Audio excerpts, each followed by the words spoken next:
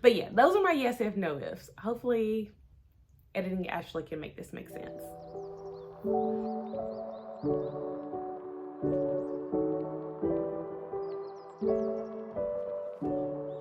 Hi friends, welcome and or welcome back to my channel. My name is Ashley if this is your first time here, and if you are a returning subscriber, thank you so much for your continued support. As you could tell from the title of this video, we're getting into my February wrap up, and a lot happened. Let me just say, I had a great reading month, a really great reading month. I read 11 books. 2 of those books were printed copies. 5 books I read on my Kindle, and 4 books I read on audio that were borrowed from the library. And I'll be honest with you, when I got my library card, I was like, I don't know if I will really use it because I don't really like to listen to fiction, but the past 2 months I have proven myself wrong because I think I've read, last month was like 6 books, or January was like 6 books for audio, I think, and then last month was 4. So, I mean, the library card is doing what it needs to do. And just a quick check-in on my book buying ban. I have not bought a book since December. I should say a physical book. Kindle books in my mind don't count because like you don't see them on your Kindle, but even if we're going to count Kindle books, I think I may have bought 3 like in the past 2 months, which is good because I was honestly buying like a book a day. It was bad. It was terrible. But yeah, those were my stats. Oh, the biggest stat that like surprised me from last month's reading is the pages amount, and I read 4,012 pages. That is crazy. Like 11 books I think is probably my record of how many books I've read in a month. And the fact that I've had 2 really good months back to back, and I'm almost to the halfway point of my yearly goal that I set on Goodreads is like, give myself a pat on the back. Just to say too, how many books a year that you read, it does not matter at all. As long as you're reading and having fun doing it, that's a win. A win is a win, right? So let's just get right into the books that I read and what I thought. And you all seem to like the yes if, no if theme that I had going on last month. So I'm going to stick to that. And if you watch my last wrap up video, that kind of explains where I got this idea from and exactly what it is. This month, I may talk a little bit more about the book before I give you my yes if, no if recommendation. But let's waste no more time on this intro and just hop right into the books that I read in February. The first 2 books that I'm going to talk about are the only 2 physical books that I read in the month of February. And I'm gonna do this in order of what I read. So the first book that I read and completed in the month of February is House of Flame and Shadow by Miss Sarah J. Maas. Now, I'm not gonna go into much detail because this is the 3rd book in a series, and a trilogy wrap up, I wanna say, but we don't know. We don't know what Miss Maas is doing. We don't claim to know. Now, I did give this book 5 stars, and I'm just going to say here, I gave it 5 stars because I was thoroughly enjoying this book as I was reading it. I had reread Crescent City, House of Earth and Blood, and Sky and Breath before picking this up, so I was really invested in the world at that time. I had annotated both of those copies, so I was like thinking about my own theories, looking at other people's theories. So this book gave me what I needed to get. I know there is a lot of talk on the internet right now about this book, and even some people saying this may be Sarah J. Maas's worst book. I am inclined to disagree to that opinion. I don't think it's her best book by any means. I think that this just kind of served the purpose of wrapping up a storyline. We got answers, but I feel like I was left with more questions. But overall, my experience of when I was reading this book to when I finished this book was enjoyment. I enjoyed every bit of this. I don't know, maybe in like a year or two when I decide to reread these books, that thought may change. As of right now, it's a 5-star read for me. I would recommend this, yes, if you have read the first 2 books and you want to continue on with the series. Obviously, no, if you haven't read the first 2 books, why would you pick up the third? So, yeah. The next book that I am going to talk about, which is another physical read, and a book that almost told me to break my bind ban, is The Dark King by Gina L. Maxwell. She is going to be an author at ApollyCon, so that's why this book was bumped up my TBR. And my goodness, did I love this book. This book follows Bryn and Caden, and Bryn, she gets a mysterious invite to a luxury hotel in Vegas and she takes it. Caden is the owner of said hotel, but he is also the Dark King of like the Fae Night Court, and things happen, paths cross, and these two end up married after a night in Vegas. And it follows what it means for these two to be married after a night in Vegas. You get kind of a forced proximity situation. And again, I fully enjoyed this book. I gave it 4.5 stars, I believe. And when I was getting towards the end of this book, I physically had to hold myself back from ordering the next 2 because this is a trilogy. And it wrapped up nice enough for me to be like, okay, I can set this aside and wait before I get to the other ones. But I really, really enjoyed this book. So I would say yes, if you like the fantasy, like story feel that's set like in the modern world, urban fantasy, forced proximity, and anything to do with blood curses. No, if you don't like when one character withholds information from another character. And I'll just leave it there. So now we're gonna get on to my Kindle reads for the month of February. The first book that I finished on my Kindle was The Dragon's Reluctant Sacrifice by Inez Johnson. And it was good, okay? It was good to an extent. When the book started, it really hooked me in. As we started moving through the book, I was like, ooh, I do not like where we were going. And by the time we got to the end, I was just like, this was not as fun as I thought it was gonna be. I did give it 3 stars because for the majority of the book, I did enjoy it and I did like the main character. There was just like things that I did not need.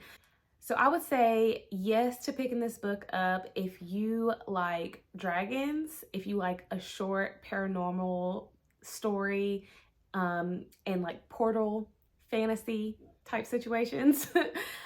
No, if you don't like 3rd act breakups, bad sexual decisions, and withheld information.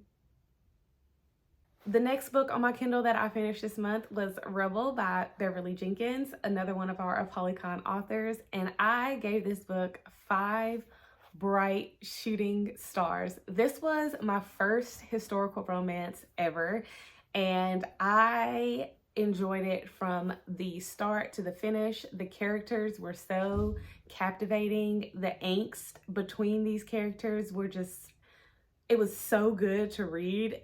I was locked in. I don't even think I had finished it. I texted my mom and I was like, you would like this book. You should read this book. And she did read it. And now she's like reading book 3 in the series and almost finished. It is a fantastic story, okay? So I'm gonna say yes if you are a fan of historical romance, and then I'm gonna say no, and I'm just gonna give a little caveat here. If you do not like references to slavery or injustice, you probably would not like this book, but It is a good time. I enjoyed it. And yeah, pick it, read it. It's good. It is good. So the next book that I finished on my Kindle is Brutal Prince by Sophie Lark. And I did give this book 3 stars. I was really anticipating this book. Number one, because I have read from Sophie Lark before and I liked the previous work that I had read by her. I was also very anxious to get to this book because I know this is the book that most people have read who really like her. I let my YouTube community vote on my next read, and this was the book that you chose. So it felt like fate. Let me just say, while I enjoyed this book, there was a lot that I did not necessarily care for within this book. So I'm just gonna hop right into my yes if, no if. Pick this book up, yes, if you enjoy mafia romance and enemies to lovers. This is a true enemies to lovers. Okay, this is not like a dislike to lover. These two people hate each other and they are from feuding families. Enemies to lovers. Do not pick this book up if you do not like books that have unlikable characters. To me, both of these characters felt very unlikable. I think by the end I did like the female main character, but the first 25% I was struggling because I did not like either one of them. They both kind of felt a little childish to me and I didn't really see growth. I just saw them growing closer together and validating their immaturity. Yeah. So the next book that I finished on my Kindle is Run Run Rabbit by C.M. Nacasta. I think I'm saying that right. And I gave this book 4.5 stars, okay? I picked this book up because, number one, I believe I bought it. Well, I got it for free during one of those Stuff Your Kindle days. And I found out that this author is an Apolycon author. Now, this author is most known, I believe, for her book Morning Glory Milking Farm, which I have not read, but it has been recommended to me to read. I might do a reading vlog on that one, but this book was my first toe dip into the Omegaverse. And I don't know what I was expecting, okay? I have read the internet history or information on Omegaverse, but I've never actually picked one up, and this was my first one. I must say, I don't know if this is top tier, but I liked what I learned and what I read out of the story. Now, there was one scene in this book that kept it from being a 5-star for me because I personally could not get behind it in my mind. In the setting, I understood, but this is definitely a taboo situation where most people would be like, oh, no. Oh, no. But, people like what they like. I didn't like that scene, but I liked everything else that happened in this book. Pick this book up if, yes, you like Omegaverse or you want to try it. I think this is probably a nice jumping point there. And if you like your books on the spicier side, yes. No, if you don't like spice. There's a lot of spice in this book. I should also say it is obviously a shifter romance. If it's, well, I don't know if that's obvious. It's a shifter romance and it is a workplace romance, which is fun. We like those on this channel anyways. And then the last book that I read in February on my Kindle by my queen, QB Tyler, was The Season of Secrets. It is a short little Christmas novella that she released in November. I had it on I had it set for my Kindle Unlimited for since it came out. but we know on this channel that I stan QB Tyler. If she writes it, I'm gonna read it. I am making my way through her backlist. She's gonna be at a Polycon next month, and I absolutely cannot wait to meet this woman and just hug her and then scream, because she is probably one of the only authors that like really gets my blood pressure high, like skyrocketed reading these books. I'm not gonna say too much because like I said, this is a novella. She does mention at the beginning of the book that it is a connection between one of her recent releases, I think that came out in like October or November, called The Worst Kept Secret. Maybe I could be completely wrong on that. It is a workplace billionaire romance. We love to see it. And it was good. It was very spicy, but it was good. So pick this book up. Yes, if you like workplace romances and if you like main male characters who worship at the feet of the women that they like and lavish them with their money and time and anything that they absolutely can, do not pick this book up. No, if you don't like taboo romances or age gap. There is an age gap in this book. The age is gapping in this book. Okay, so now we are going to move on to the books that I finished on audio. All of these were borrowed from the library. The first book that I'm going to talk about is Girl, Girl, Girl. It is my only nonfiction read of the month. And I did give this a 4.5 stars. And I typically don't rate nonfiction books, but I rated this one because I didn't feel like it read like a biography. I did enjoy this book. It put names to a lot of emotions that I had as a Black woman who, I don't want to say struggles to fit in, but you know, sometimes you just don't feel like you fit in certain spaces. A lot of times you feel like you don't fit in a lot of spaces, but like this really spoke to me in a way that kind of made me feel validated in like who I am. And I feel like that's why I kind of gave it a higher rating. It did take me a little bit to get into, and I will say it's one of those books that you really have to like sit and listen and have like the patience to hear.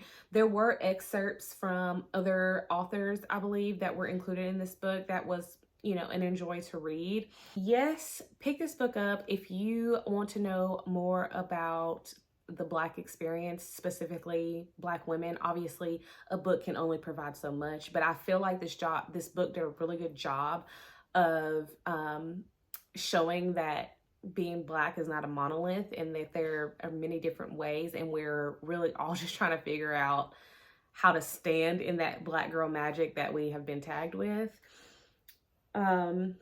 Again, I will say do not pick this book up. No, if you are sensitive to injustice, but you know, at some point you learn more when you read or when you listen or research more about what is going on in other people's lived experiences. And I feel like this book did a really good job, but I understand we all have to take care of our mental health. So if that's something that you don't really think you can handle, I would stick away from this book.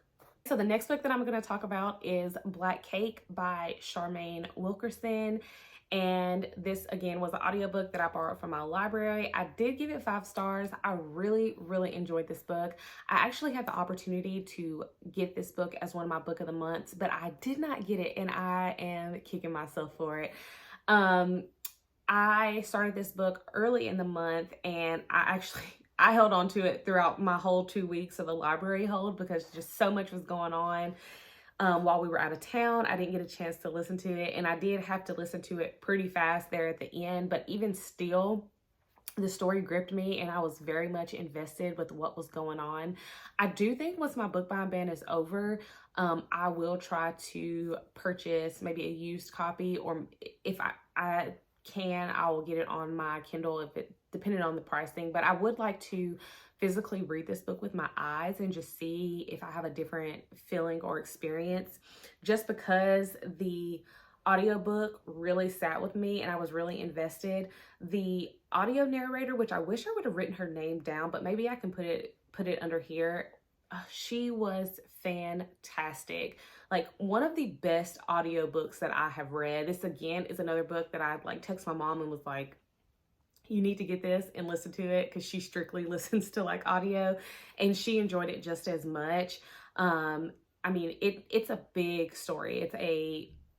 It's a world's length of story. A lot goes on, and I loved how everything was weaved together and then brought to a close in the end. It was done really well. So I will say yes if you like reading about family secrets, and I would say no if you don't really like the timeline jump in stories, because there's a lot of timeline jumping. So the next book I'm going to cover is The Never King by Nikki St. Crow, and Miss Nikki is also another ApollyCon author. I did give this book 4 stars.